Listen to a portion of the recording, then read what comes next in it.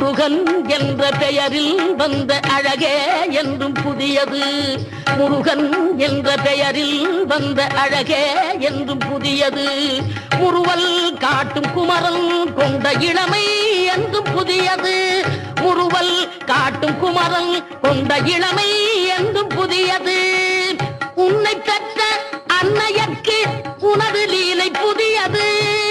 உன்னை பெற்ற அன்னையர்க்கு உனது லீலை புதியது. உனது தந்தை இறைவனுக்கும் வேலும் மயிலும். உனது தந்தை இறைவனுக்கும் வேலுமயிலும் புதியது. முருகா